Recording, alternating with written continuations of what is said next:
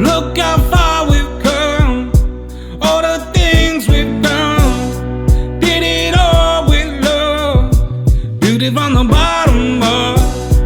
All I want is you, you're my favorite view. But there's nothing more, girl, you make my heart beat. Welcome back, Bumble Bitches. I am here today, not with my husband, but with a guest. Today we are here with Roma Army. Very excited. Tell us about yourself. I'm so excited to be here. Thank you for having me. Of course. Thank you for being here. Yes. So for those that don't know me, my name is Chloe Roma. I'm a men's rights advocate. I've been doing it for 6 years. And yeah, I'm just super happy to be here today. Very excited for this interaction with you. I think that we have a lot of aligned thoughts, feelings, perspectives. So Yes. diving into the men's advocacy, where did that start for you? What was the moment where you're like, I can't stand quiet anymore?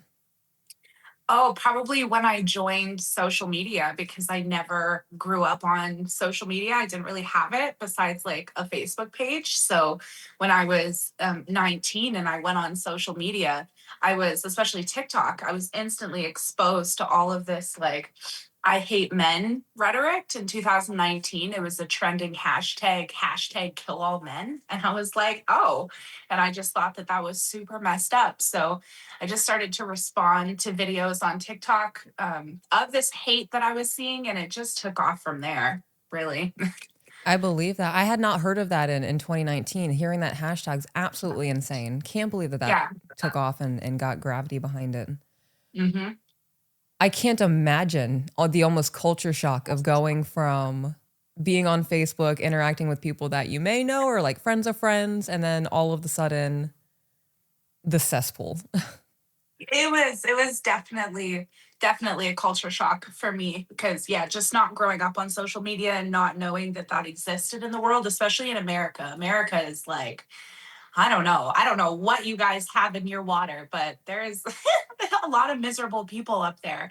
Yeah. So it's just not really our culture down here or up here in Canada. So it was definitely shocking. I was pretty confused and even more confused as to why people were saying that I was wrong for calling it out. Because I'm like, Right. what do you mean?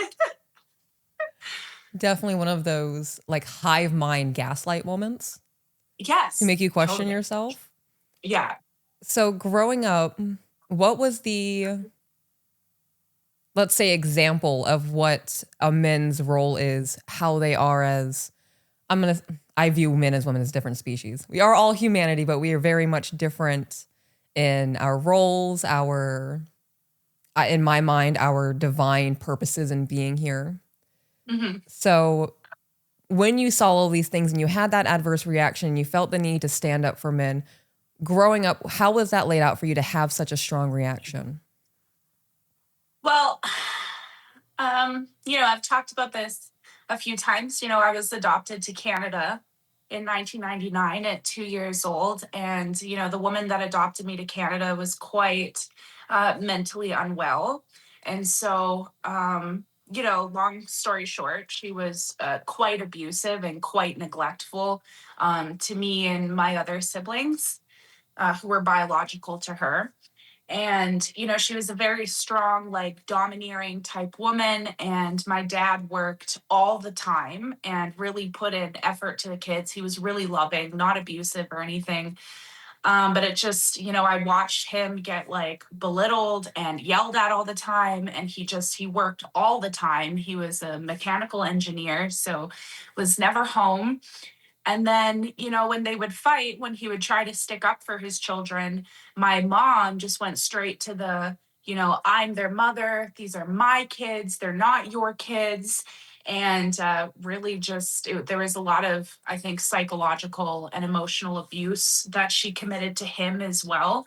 And so that was definitely my very first example of, it doesn't matter how much you put into your family, how hard you work, the moment that things go south in your marriage, if you're married to that kind of woman, all of that can be no longer yours. Like, she would kick him out of his house and just do these things that even as a little girl, I was like, well, how is that fair? You know, Right. so I think that was definitely my first example of what men go through in that aspect. That's a lot. Yeah. That's a lot. And, you know, a lot of women don't get that perspective, especially in childhood. Hmm. Usually it's the other way around where the husband could be the abusive one or the more abusive one in the relationship. So they have this disdain Yeah. towards men. I think Right. that the perspective that you provide is a very important perspective. And I am so glad that despite all of the hate and the bullshit, you are still here 6 years later doing these things. Thank you. It's been Yeah. a long road. I've definitely been through a lot when it comes to this career and the challenges that come with it. But I feel like these last 3 years, you're seeing a lot more women coming forward and advocating for men, and they're not dealing with the type of backlash that I dealt with. Mm. So it makes me feel more solidified and almost happy that I went through a lot of the chaos that I did because I came out on the other side of it. And now other people are able to, you know, advocate, use their voices. Even men are able to speak up more now. And yeah, they're not getting like death threats or doxxed or, you know, social services called on their children. So it's great. Yeah. It came to my mind, you walked so all the other women can run. With this, you Yeah, really kind of I went guess so. through the trenches Humbly, but yes, in yeah, I guess so. in it. Um, just to touch a little bit on all of the negative aspects, all of the blowback of what you were trying to do nobly, in my opinion, standing up for men and trying to bring attention to these things and humanize them. Yeah, It's absolutely insane where we are as a society, especially with the internet culture of getting to a point of doxing people and yeah. going after their children and all of those kinds of things. So Mm. experiencing that, knowing that in your heart you're trying to do pure things and bring an awakening, we could say, Yeah. to relationships and the way that we view one another as a gender. What was that like, seeing that side of humanity? You know what? It's still like it gets to me. And when I was, you know, when I first started this, I was much younger. I think I was 22 years old, dealing with, you know, my own mental health, some unresolved things from being like bullied as a kid. And you know, it brought a lot back. And, you know, at one point I don't want to say I wasn't strong enough because I've always been strong, but it just, you know, it just got to me. And it really, you know, I had a suicide attempt in 2020 that was almost fatal. I ended up in the ICU and dealing with so much of the backlash of just being a men's rights advocate and doing what I do. 100% was what pushed me over the edge. It wasn't the cause of it. I have some pretty long Yeah. life of you know, pain and trauma that 100% contributed, but that pushed me over the edge. So, you know, I'm grateful that I survived and I'm much stronger now, but it still gets to me, especially when I talk about the suicide rate. And, you know, the video will go viral, it'll get a couple million views, and the comments will just be full of women being so vile. I just can't with some of the comments. And it really breaks me down emotionally sometimes because, you know, I'm a mom, I have a son. You know, I lost my best friend. I really have experience of what it's like to be the bystander of mental health of the men in our lives. It doesn't just affect those men, it affects their families, their mothers, their sisters, you know. Mm. Um, so there are times where, you know, mentally I'm not doing so great because I can't fathom and understand not caring about a fellow human being so much just because of their genitals. But not just that, having it be deemed as like normal in society not to care. It's really messed up, actually. It's not always the easiest cross to bear, but I mean, I'm happy to do it. I think you're handling it all very well, very gracefully, Thank you. very badass. Thanks. So, to transition a little bit, Before I do, I don't want to lose this thought. I was one of those women. I grew up with only women in the household, so there was a lot of feminine rage energy. And I was on my high horse. Men were all shit except for the one man that I deemed important because I thought you were better than the rest of them because you were my Right. boyfriend or like my first husband, for example. You were better than the rest, but don't forget all men are shit. Right. And then I had a son. Mm. And that changed everything for me. And that was one of the first moments where I recognized the brainwashing that had taken place. Yeah. And a lot of that had happened through, I don't want to say it's modern day feminism. When I think of modern day feminism, I'm thinking of like 2015 and beyond. Right. I don't know what the fuck to call the 2000s to 2015, but those 15 years really shaped a lot of my view of the power dynamic between men and women and how we are more powerful than men. Even though they have the physical strength, we are all overall superior. They are subhuman, Right. whatever the case may be. What are your feelings on feminism? Oh, well, as Andrew Wilson and the whatever podcast community would say, I'm too feminist, which is hilarious. Yeah. But I think that feminism is, incredibly important. I think as women, it's important that we, hold on to our roots. The women of the women's suffrage that fought for our ability to make our own money, have our bank accounts, wear pants, things that we just couldn't do before. And I think that that needs to be respected and built on. I think that this fourth and like fifth wave feminism that we're in today is very much just it's just filled with this like superiority complex, lack of empathy. There's a lot of, encouraging other women to, do things that are harmful to them, that are, we're not setting a good standard for each other. It's actually just quite a shock how we went as women from wanting to be equal so bad to now being like, no, we're superior. Like your shit, your feelings don't matter. It's quite ironic, actually. I think it's very disrespectful to all the hard work that all the women put in. I think that feminism is extremely important and should be cherished, but it should never be used as a weapon. And I feel like a lot of it has been weaponized nowadays and, using other women's trauma as a reason to be like, see, this is why we shouldn't care about men as a whole. And I'm like, how are you any different from like a racist? When people have bad experiences with a person from another race and then they use that to hate their entire demographic, that's wrong. And we acknowledge that. But when it's done to men, it's okay. Or even adversely, when it's done to women, these male podcasters are like cesspools. They're no different. They've had a couple bad experiences with women, got cheated on in sixth grade, and now, have made it their life mission to call women whores. I'm like, are you okay up there? Right. Like, it's really gone backwards. I agree with that. I agree with that.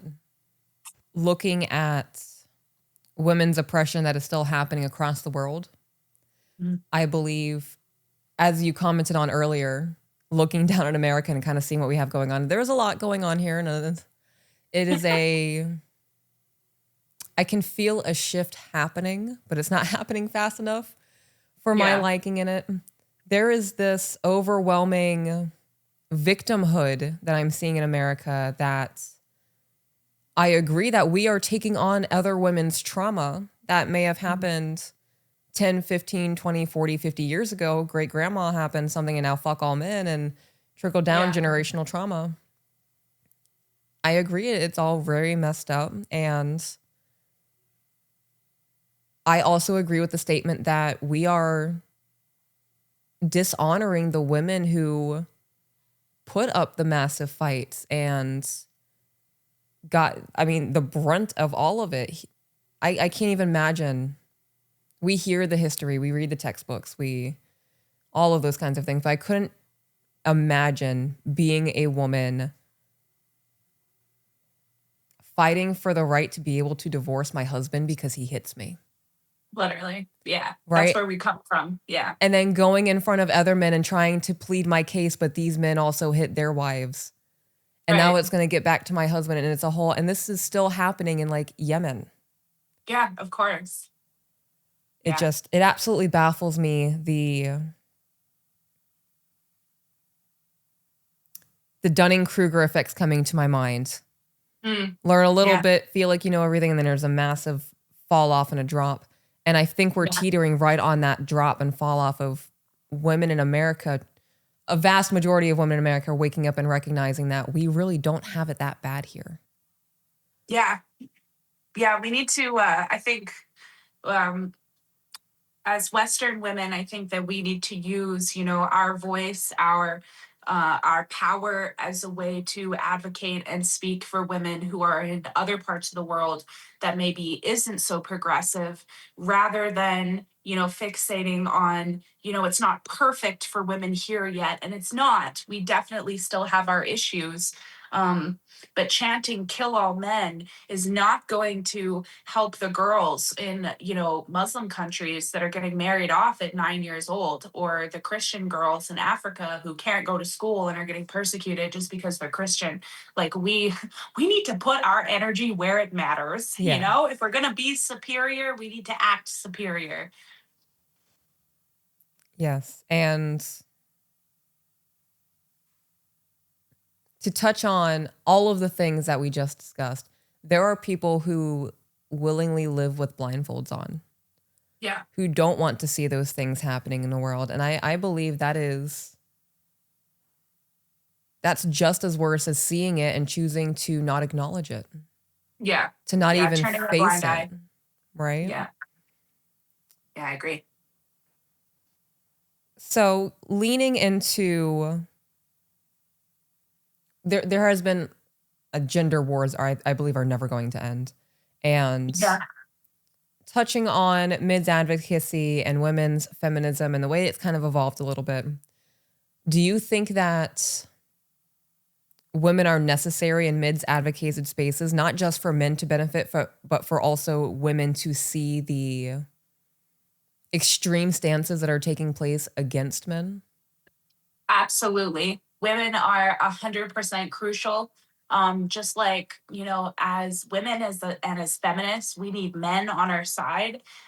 Working together is incredibly crucial, but especially when you look at men's issues, because there's a lot of factors that go into why men don't necessarily feel comfortable speaking up. And I've heard this time and time again. Andrew Wilson and his wife were one of those that criticized me and saying, you're a woman. Men don't need women to speak for them and, to lead them. And what they don't understand is that men's rights advocacy isn't about who's wearing the crown and who's leading. It's not about leading. It's about standing beside a gender and saying, okay, I'm going to help you highlight what you're going through. Because number one, women don't like hearing from men about how to be women or how to act, right? Like we just don't like hearing it. Even myself sometimes when I hear a guy being like, this is how you be a woman, I'm like, I'm like, you don't really know. So number one, we need to speak to each other because we get each other on a different level. But also, men have been really conditioned not to talk about what's going on. They're conditioned by each other, as well as just society in a whole. There's so much pressure not to be weak, to be able to take the brunt of everything that you're dealing with without needing any help. It's just so hardwired into society, so we hardwire it into them. And a lot of the times when they come forward, they're not taken seriously. They're automatically dismissed. I mean, even as a woman, I'm dismissed. So if I'm dismissed, I can't even imagine what it's like for a man trying to come forward, you know? So we definitely need to stick up for each other because, as women, we can hear each other on a different wavelength that maybe we wouldn't hear a man talking to us. And it goes vice versa as well. Yeah, I agree with all of that. Yeah. I'm very much enjoying your responses. I'm enjoying our back and forth. Thank you for doing this again. Thank you. I have another question, but I'm not sure how to transition to it, so I'm just going to jump into it. Sure. And husband, I'm sure you'll figure out a way to make this all magically work. Double standards. We are all aware of the double standards in society. Women love to point out double standards when it comes to pushing against us. Pay rate is one of the biggest ones that I hear. But diving into body shaming, emotional and physical abuse, sexual harassment, and manipulation in relationships, those are four of the highest things that when men do write into us, those are the things that they're touching on. They don't believe that she's abusing me.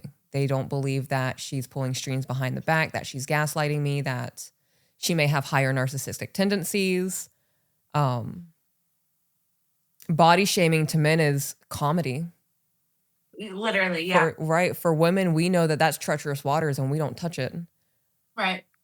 So what is your opinion on the double standard of things and how men and their emotional state, their physical wellness, the manipulation, all those kinds of things happen? All of it's very much downplayed. Yeah, I mean, I think it's wildly irresponsible because, I always say that true equality means accepting equal responsibility. And the moment that we stop accepting equal responsibility and accepting responsibility for our actions, it just makes everything we've worked for be diminished. I feel like it's not reality to be like, don't talk about my body, don't talk about my weight, but yet, the first thing we want to talk about is whether a man is balding or, has a dad bod or how big his dick is, or, it's the first things that we go to. And it's incredibly damaging. And I'm pretty sure we all learned in kindergarten that you treat people how you want to be treated. You teach people how to treat you based off of how you treat them.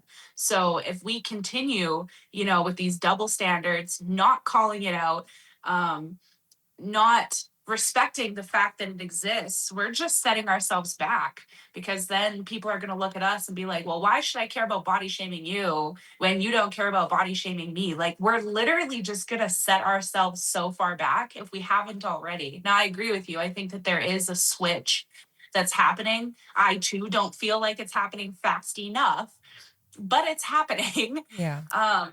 Yeah, I just think that when it comes to double standards, calling them out is like the most important thing, because you've got to be able to show people that you can take accountability for your shit too, in order to meaningfully call other people out on their shit.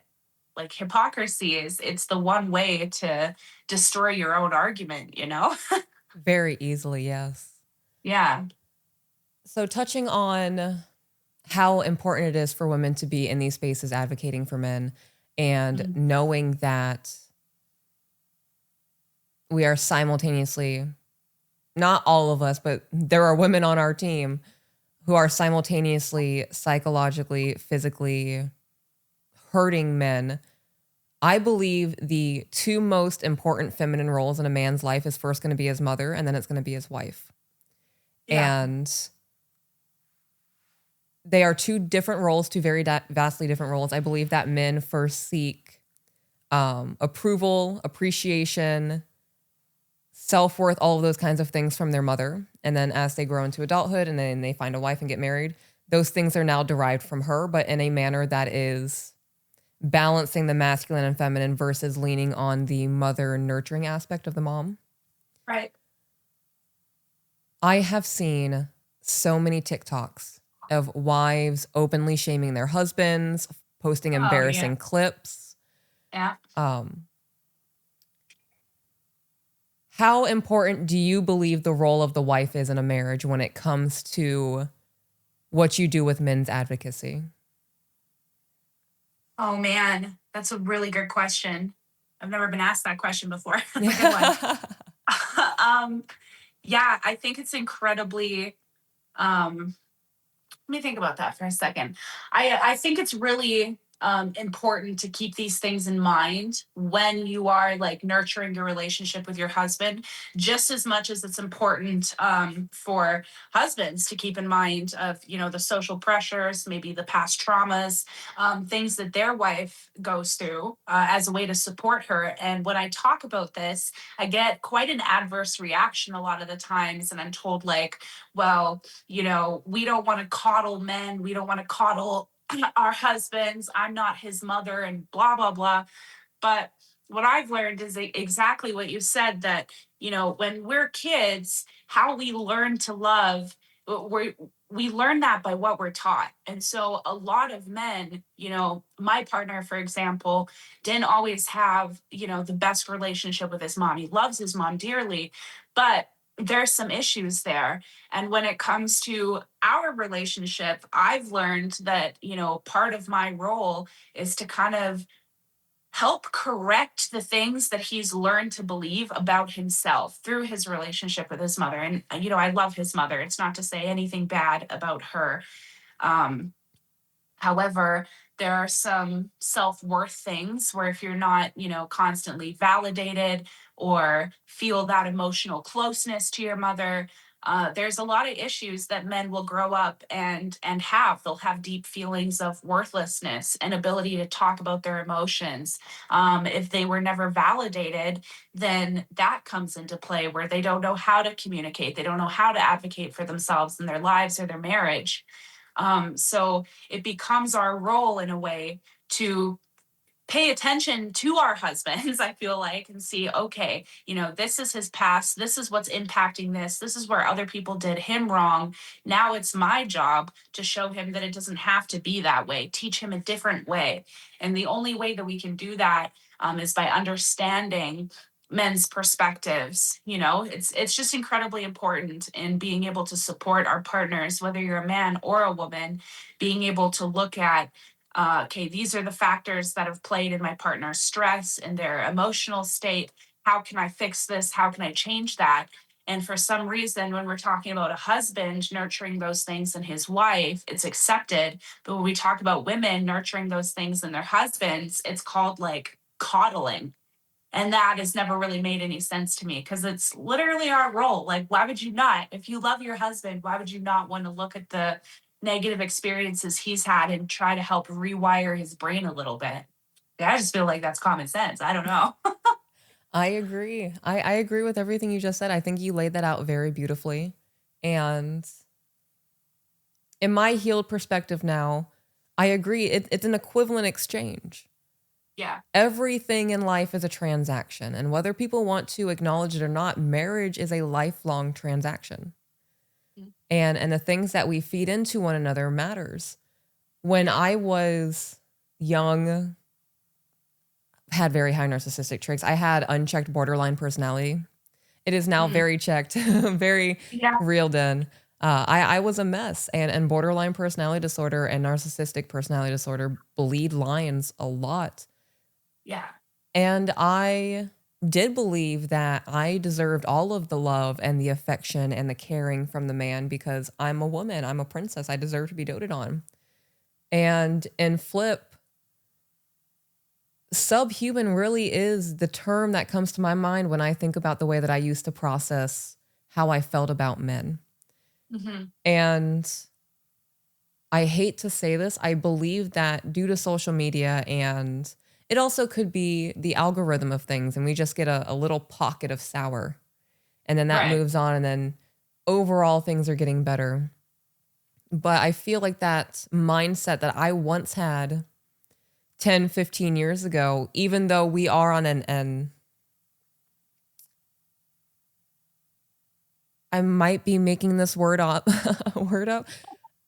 epitex. No, that's a word. Is it? I Yeah, feel like we're that's a getting word. ready to teeter I over think. and fall down. Either way, Yeah. I love that you're encouraging it. Thanks for the support in that one. It has gotten the echo chamber of that mindset that women are above men in those areas has gotten really bad. Like, it's thick, the sludge is in there. Do you think, so talking on women being in those men's spaces, knowing that wives have such an integral role in their husbands' lives, a lot of women, I'm all over the place right now. So I'm saying a No, bunch of shit. Hopefully it strings I've got together. ADD, so I've got all the patience in the world with that. Don't worry. Beautiful. So we know for a fact that women are less likely to speak up for themselves in professional situations. They are less likely to ask for a raise, whatever the Yeah. case may be. In moments where the defense of their husband comes into play, knowing that women are less likely already to speak up in certain situations, and then adding in that thought process of, well, he's a man, he should be able to uphold himself, and then just kind of leaves him to the wolves.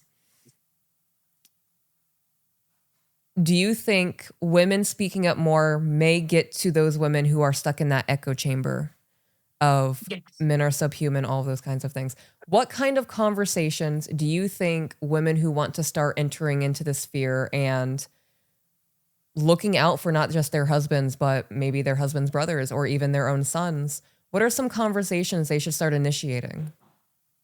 Oh man, it starts with the men in your lives. If you want to have empathy and understanding, towards men, it definitely starts with learning to have the empathy and understanding for people that you already care about. I feel like it's just kind of human psychology, right? Like if we see something happening to someone we don't know, we're less likely to care rather than it happening to somebody close to us. And obviously that's tricky because a lot of men don't open up even when you ask them.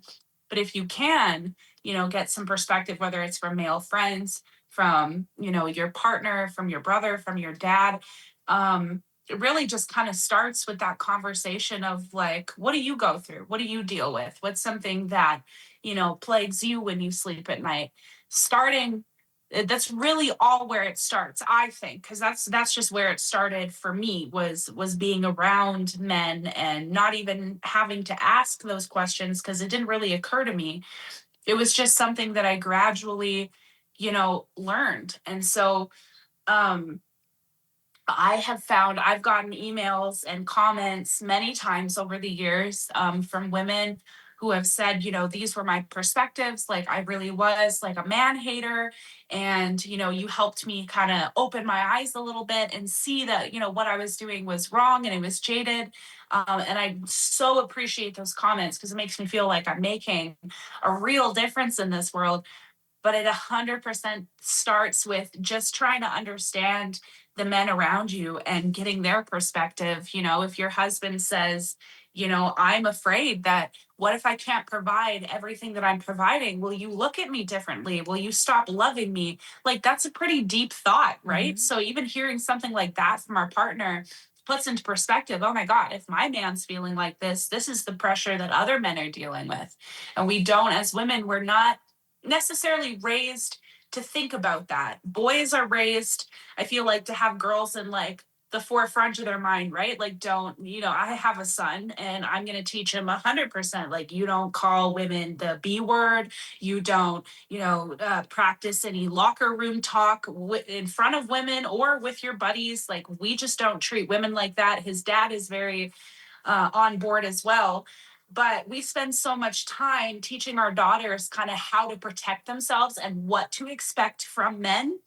But we don't teach them what they need to do in return, the care that they have to have. And so that's something that, I teach my daughter too. Like when she's at school, I say, hey, like, don't ever hit boys. Don't ever, kick them in the balls. It hurts and we'll never understand that pain. Never make fun of a boy who's crying. Don't body shame your stepdad and call him bald and fat. Like, Yeah. there's like things that we have to teach our girls too, so that when she gets older, she's not having these epiphanies being like, oh shit, like, I had it wrong this whole time, because you never know the kind of damage that she could do in the meantime, just not validating or potentially, some bully behavior. So I feel like we need to teach both genders. And right now that's not happening. And I feel like that's what causes a lot of this discourse. So if, and fathers as well, you guys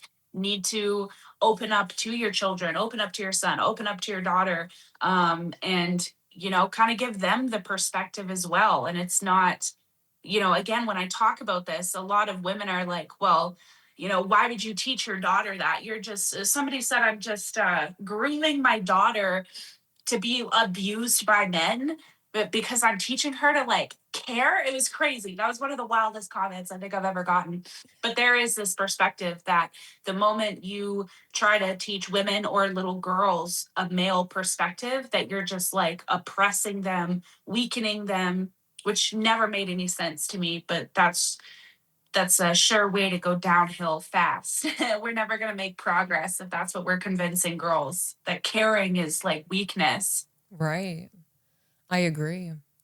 I believe that we as women, and a lot of women don't recognize this, we hold a lot of power just in being women. Yeah. And we hold a lot of power over men in being women. Yeah.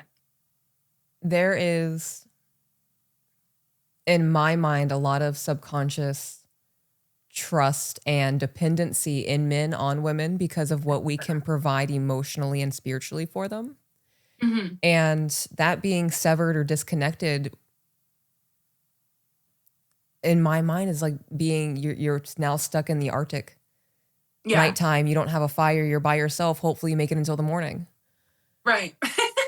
It's really sad to think about, and I really hope that my son never has to go through that with whom he chooses to be with.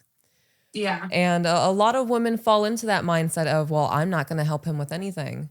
And one of the biggest reasons that an erosion can happen in the foundation of a relationship is I'm going to say this the one time, and then afterwards we're going to have to refer to it as a pornography addiction. Yeah. So what is your opinion on that in general in relationships and men using it before we continue on in that conversation? Porn addictions? Yeah. I think I think porn addictions in relationships are incredibly damaging.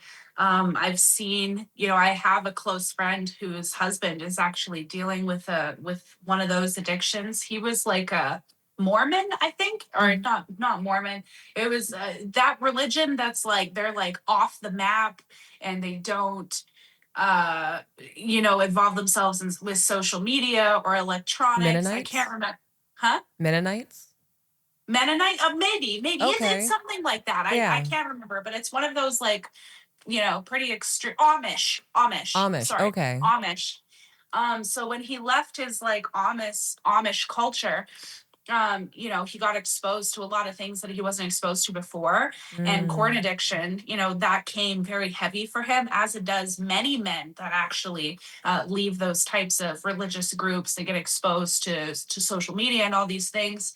And it heavily affected her confidence, their relationship, their intimacy. It's a huge problem. I feel like people downplay porn addictions a lot, but it puts a huge wedge in relationships, and I've seen it. Yeah. Yeah, it's a problem.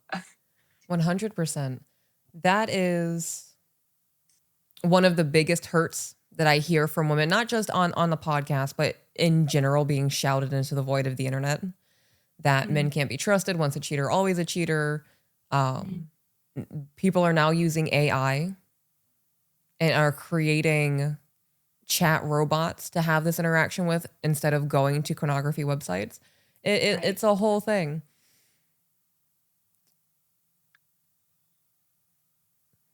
We know that, as you just touched on, he left the Amish community and was just kind of thrown into the deep end of all of these massive dopamine hits. Super quick, rapid recession, back to back to back. And it's not just dopamine hits that are happening. There is oxytocin being released after the fact. And after that dopamine hit and that oxytocin starts hitting in, he is now associating that dopamine release to what's going on with his phone. This object is giving me this dopamine. That primal brain is associating those two. So having witnessed this in the capacity that you have and having the understanding that you have in this, do you believe that there should be a little bit more leeway and understanding in the way men are brought up and maybe are exposed to pornography and maybe have a little bit more grace in trying to combat these things in a marriage or a long-term relationship. Oh, for sure. Yeah, I think they're definitely exposed to it heavy, almost kind of predispositioned to these issues, and it's only going to get worse. There's been a lot of studies. They've been studying this really hardcore for the last like 5 years about adolescence and pornography, and I might actually have the statistics right here. But there's a bunch of studies that's being done about pornography and who's being exposed to it. And yeah, right here. So in the United States, 73% of US teens say that they've seen online, graphic content. This is 54% saw it by the age of 13. The average first exposure age is 12, and 58% that the exposure said that the exposure was accidental. So that's algorithms, reposts, group chats, social media feeds. A lot of kids are now, because of the uproar and OnlyFans making basically like softcore corn on your social media to promote it, these are now coming across children's pages where they are now like unconsensually getting exposed to this stuff. Australia is the same. 75% of adolescents, that means before 16, encountered online porn. 39% were under the age of 13, and 40% said that the exposure was accidental. So we're now in a world of social media where you don't have to just go to that specific website to get exposed to this stuff. Kids are being exposed to it now right on their screen. And when you look at, it causes issues for girls and boys. Teenage girls are dealing with a lot more feelings of shame, not feeling worthy, comparing themselves to other women. Eating disorders are very much on the rise for our younger generation, like Gen Alpha. And boys, they're being predispositioned even harder to these addictions now because they're everywhere, and there's this normalization in a sense in society about this type of sex work and OnlyFans. And we're telling boys that like, if you don't like that, you're insecure. And kind of like there's this whole brainwashing where we're almost trying to normalize it, but nobody's thinking about what normalizing it, the effects it's going to have, right? Like corn addictions have really negative effects on relationships. It changes the way that boys and men view women, negative expectations when it comes to the bedroom, negative expectations on women, higher rates of misogyny that ends in sexual violence. These are all things that are directly attributed to this over glamorization of this industry, and it's only going to get worse. And truthfully, I don't know how to combat it, especially as a boy mom. I have a boy and a girl, and I have no idea what I'm going to do in that aspect other than just keep them off social media and do my best, because it's getting bad. And especially when we're normalizing it now, it's no longer this like dirty thing that we know we shouldn't look at or do. It's now actually just accepted. But it's accepted on the girl's end, like it's accepted to make it and to do it, but it's not accepted for boys to like watch it, which I would agree. But I think it's both ends. Neither of us should be doing it. We can't be doing it and then punishing the other gender for like watching it. Like we have some responsibility, not trying to victim blame anybody. It's just we have some responsibility that I don't really think anybody wants to talk about. I agree with that 100%. And I do believe that women as a whole, the ones who are producing it for it to be watched, have a hand in it. And I believe the women who are staying silent and not holding women to a standard of not doing those kinds of things have a hand in it as well. Yeah. So we are coming up on the last 10 minutes. Wanted to give a little bit warning. Really? Right, it went by so quick. It's so fast. I know. I love the way this conversation's going. I would love to do another interview with you if you are open to that. We can plan something for the future. But I would love that. Do you guys do in person? I would love to come there and sit on your fancy couch. Yeah, I can definitely talk to husband. We can figure something out.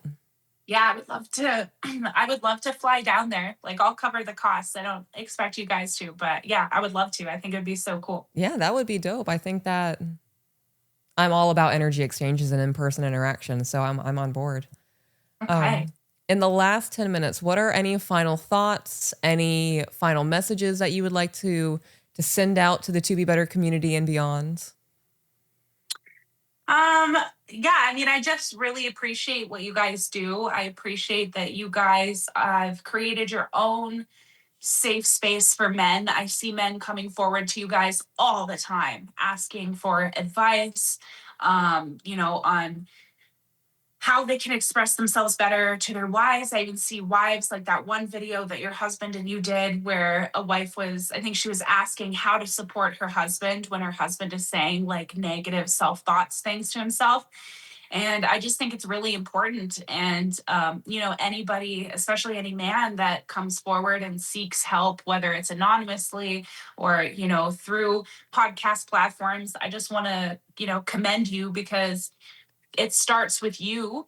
And if we can teach men through example that it's safe to open up and that it's okay, they will push that on to like their younger generation, their sons, their little brothers. And so I think it's just really important. I think what you and your husband do is just so valuable to society. And, to the men watching, I just want you to like do your best to shut out the noise from social media, shut out, the women that are like, women aren't going to love you unless you make a certain amount of money. And just don't listen to any of that because in real life, it's not really reality. You're probably not going to run into these women that are like, well, you have to make six figures. You may run into like a narcissistic woman or an abuser, but these women on social media that are like setting the standard for you guys, don't listen to it. It's completely fake. It's not real. And just keep focusing on yourself and don't be afraid to open up to the women in your lives because a lot of them do care, that they want to care. You just, got to take that step to open up, which is granted, it's a scary step, but it's an important one. So, I agree. yeah, that's And my tidbit. the only thing I want to little tiny tack onto that is don't be afraid to set boundaries. It's not controlling, it is not overbearing. You have a right to say what you will and will not accept in your life from women, and Yeah. fuck them if they say otherwise. Yeah, they're not the right person for you, for sure. Yeah. Alrighty, with that, I would like to thank you so much for being here again. This has been absolutely delightful. Thank you so much. And shout out to my cousin. I love you, Cassandra. I made it. Just kidding. What was her name? Cassandra. Hello, Cassandra. She's here. We did it together. I don't know. This filled my cup. I feel really good about this conversation. And thank you all for tuning in. Thank you for taking a moment and allowing Roma Arma to be a little mouthpiece for men's advocacy and actually hearing the words and not getting pissed off at the messenger. And with that, we will see you guys on the next one. Bye.